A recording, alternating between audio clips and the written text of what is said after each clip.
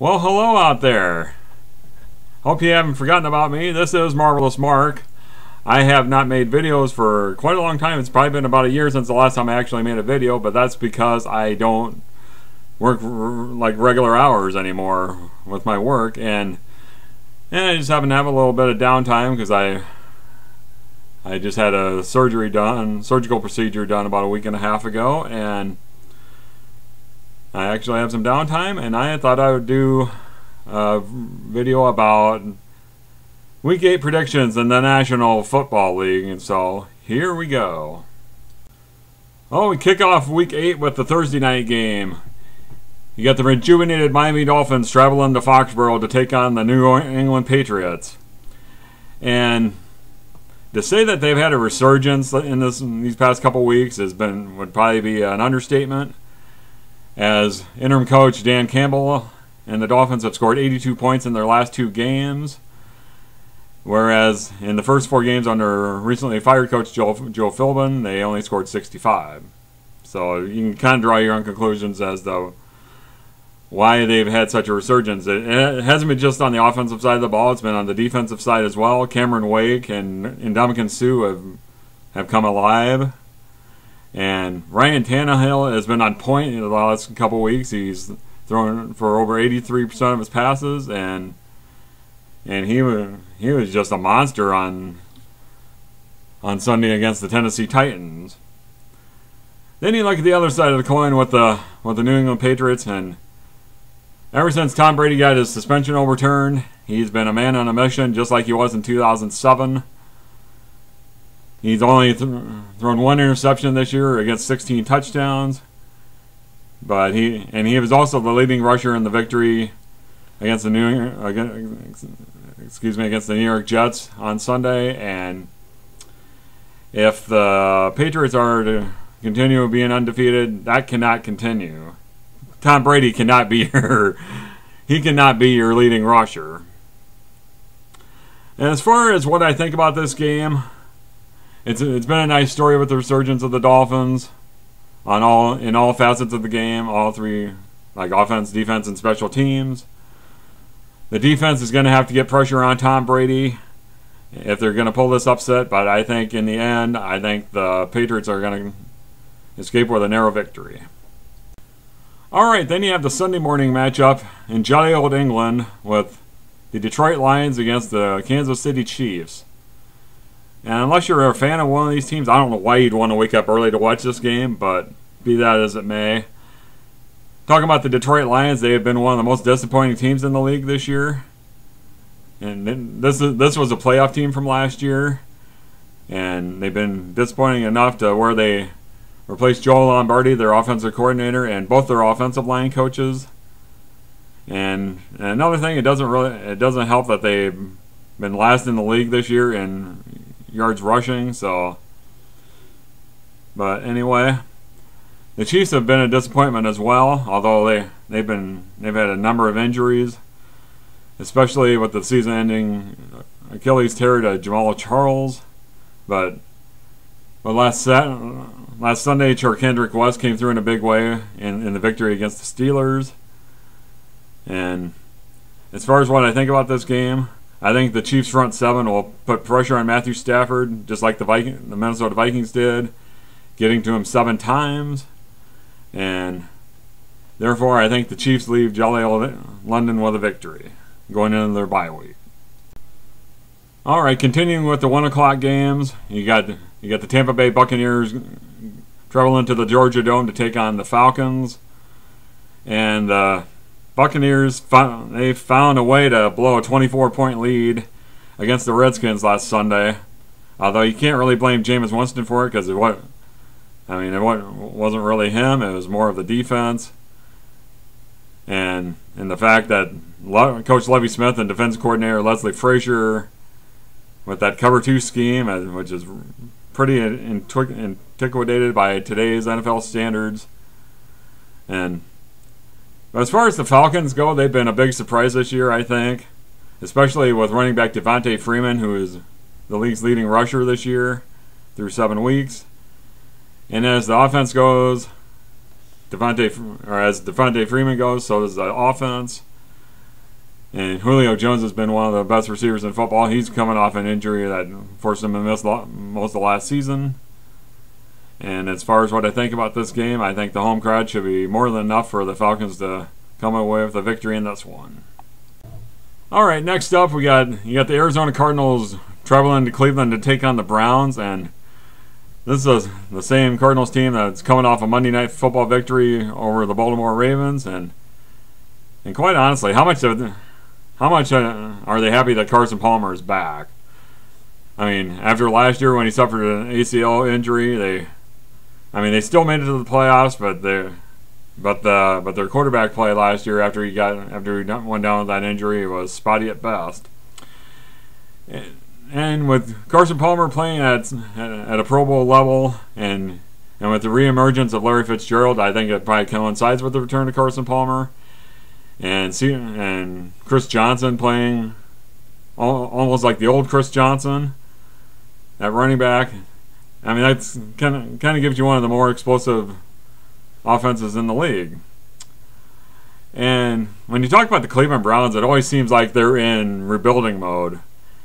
Even though Josh McCown, even since he assumed the starting job, I mean, he has played well at times, and there's been times when he's played really well, but there just isn't enough around him for the Browns to be anything more than a mediocre offense.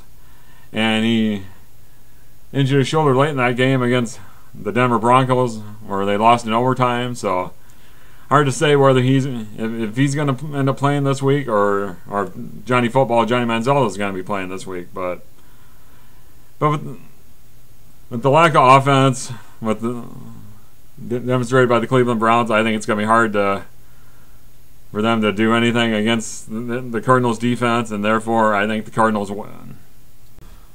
All right, next up you got an NFC West matchup between the San Francisco 49ers traveling to the Edward Jones Dome to take on the Rams. And for the 49ers, it seems like that opening week victory against the Vikings came like a long time ago. Although they played decently in spurts, they've also been piss-pounded by the Steelers, and they were just killed by the Cardinals down in the desert. And last week against the Seattle Seahawks at home, they barely showed a pulse in that Sunday night game. I think before it's all said and done, they may be in the discussion for the number 1 pick in the draft in 2016. And when you look at the St. Louis Rams, they've had pretty much a dominant defensive line, and the front seven has been playing very well. And then when you couple that with the fact that Todd Gurley's emergence into the starting lineup after coming off that ACL tear that he suffered at Georgia last year, and he's been nothing short of what the Rams hoped he would be when they drafted him 10th overall this year in the draft, and he's got to be one of the front runners for Offensive Rookie of the Year. And I think when it's all said and done, I think the Rams will win this game, and Todd Gurley should have a big game. Okay, next up you got the New York Giants taking a trip to New Orleans to take on the Saints.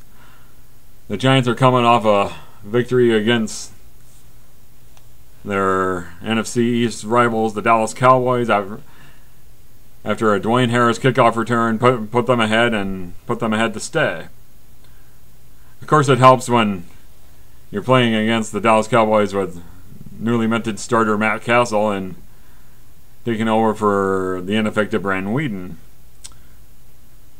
When you look at the Saints, they won their game last week against the Colts in Indianapolis, although they almost blew a big lead in that game.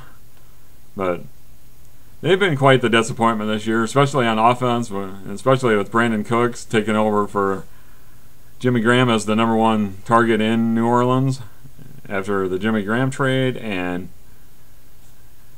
as far as what I think about this matchup, I think this is going to be a shootout with both offenses, because neither team can really stop anybody. But I think as far as what I think will happen, I think the Saints win this game at home in a shootout. All right, you got the next up. You got the matchup that's probably nearest to my heart. You got the NFC North matchup between divisional rivals. The Minnesota Vikings traveling to Chicago to take on the Bears. And to say that the Vikings have had their troubles in Chicago in recent years would be an understatement. Even in 2009 when they went to the NFC Championship game, they lost that game, and that basically cost them from getting home field that year. But last week, the Vikings got a win on the road in the division for the first time since 2012 when they beat the Lions, and they swept the Lions this year.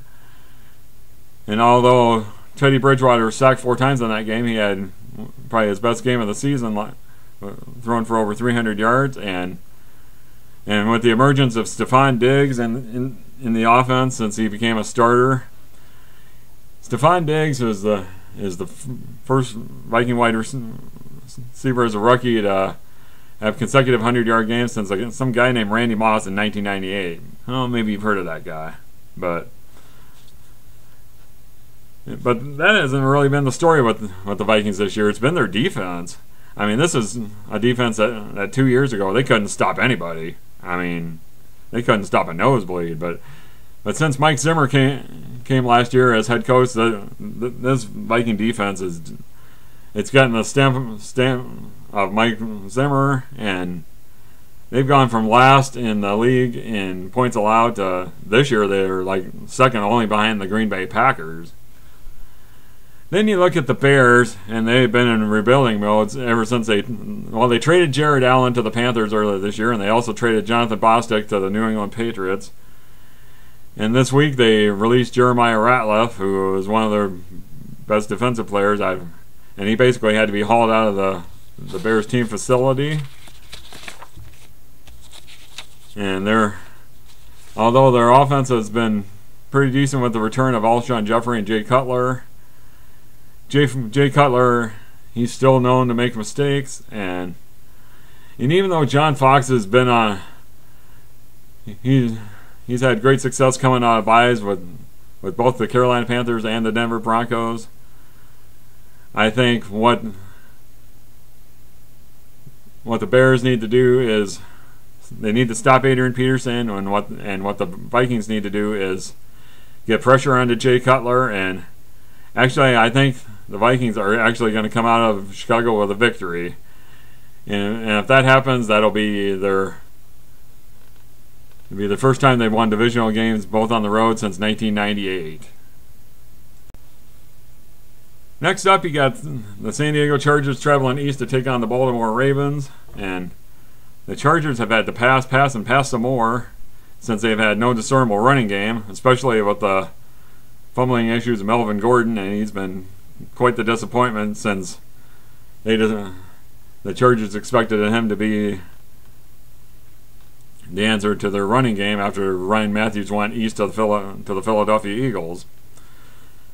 Phillip Rivers has already passed for over 2,500 yards and 15 touchdowns, but he's also thrown 7 interceptions.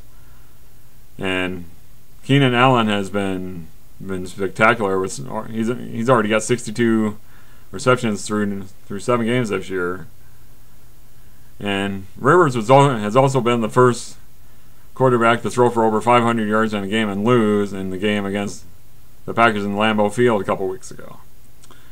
And as far as the Ravens go, if it weren't for bad luck, they'd have no luck at all. Kind of like the old hee-haw skit. But they've had injuries galore, especially to Terrell Suggs, who's out for the year with an Achilles tear, and the fact that their first-round pick, Brashard Perriman, has not even sniffed the field because he's had a knee injury this year. But the Ravens have lost 4 of the 6 games that they've lost this year were with 5 points or less, and each game that they've lost has been by a possession, 8 points or less. So, but this Ravens team, they'd probably be a winless team without Steve Smith Sr.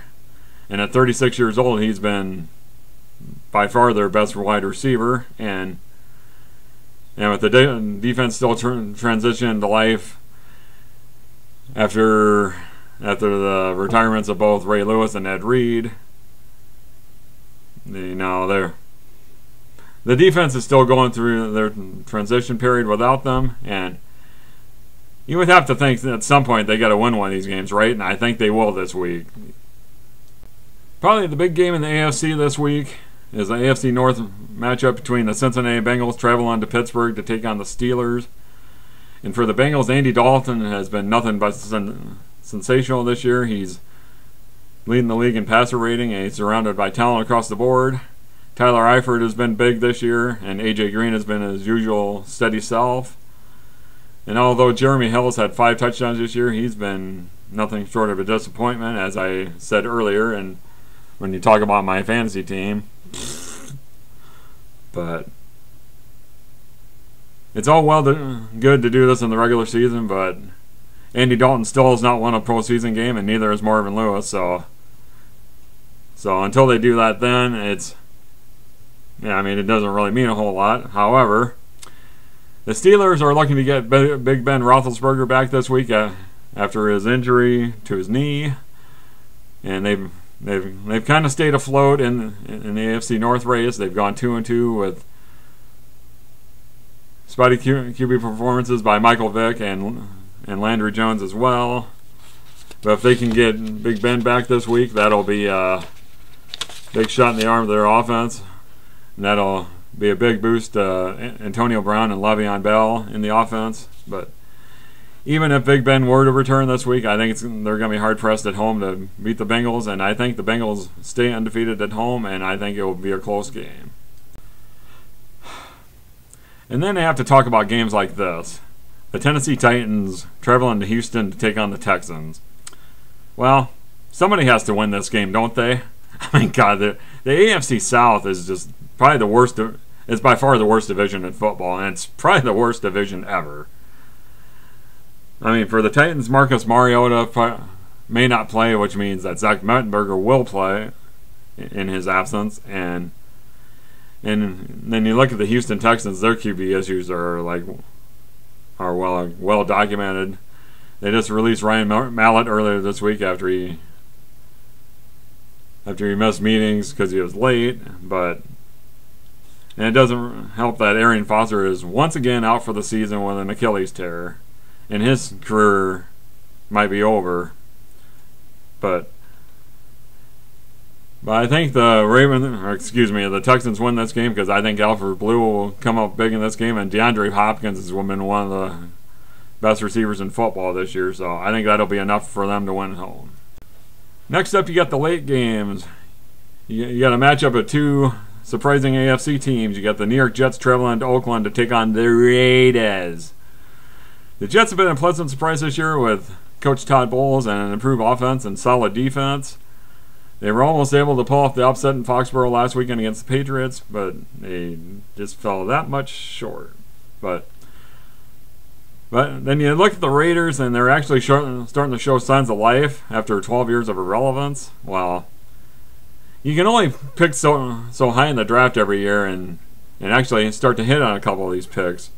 And it looks like they have in recent years, like with last year's #1 pick, Khalil Mack in the linebacking core, and then you got the #1 pick their #1 pick, who was picked 4th overall this year, in Amari Cooper. And then with the emergence of Derek Carr at quarterback, I'm not saying this team is going to be a wild card contender this year, or they could be, but I think they might be a year or so away from being a serious contender for the playoffs. But I think this is going to be a lower scoring game, and I think the Raiders continue to progress in that vein of being a contending playoff team, and I think they win this game.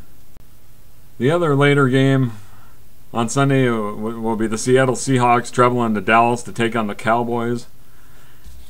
And the 2-time defending NFC champion Seahawks have been pretty underwhelming at best this year.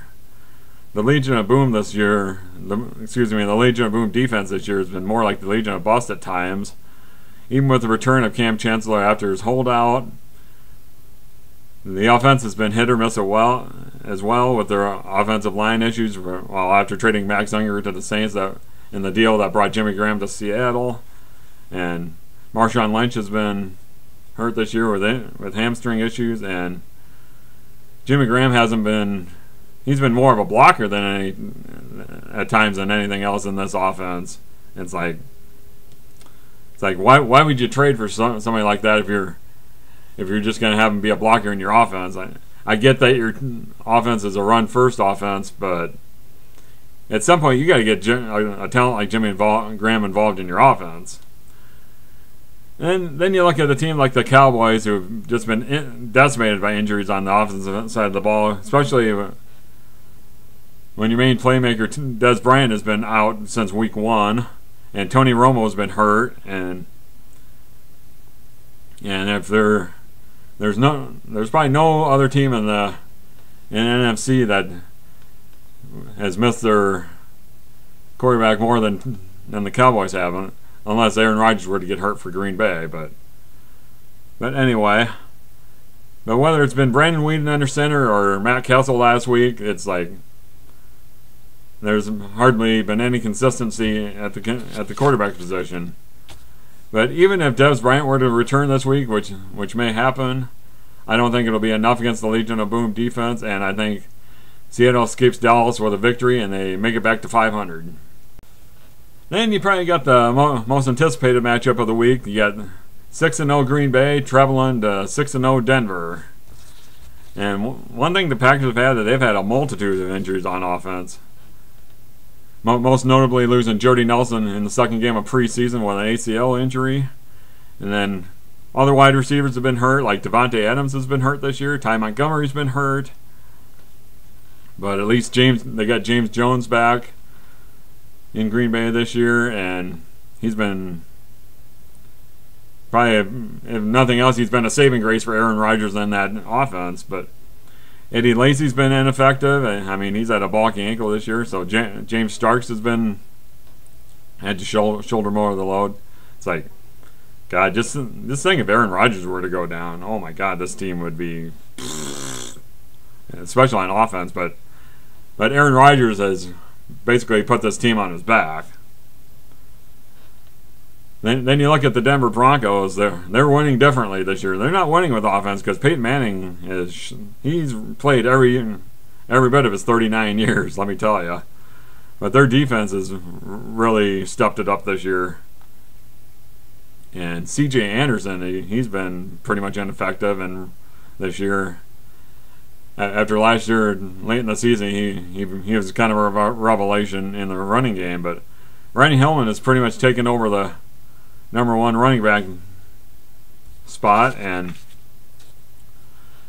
I think the difference in this game is going to be not so much what the defenses do, because these are two of the top defenses in the league, but at the quarterback position, if Peyton Manning can't lead this offense to a victory, then I think Aaron Rodgers is going to do just enough for the Packer offense to win this game, and I think they get a big road victory, and I think the Packers stay undefeated. And then you got the Monday night matchup. You got the Indianapolis Colts traveling to Carolina to take on the undefeated Panthers. And you look at this Colts team, and if this team were in any other division, they would probably be out of the playoff spot, but out of the playoff picture. But they've been nothing short of a dumpster fire. But as dreadful as the AFC South has been, and it's probably, in my estimation, it's probably the worst division of all time.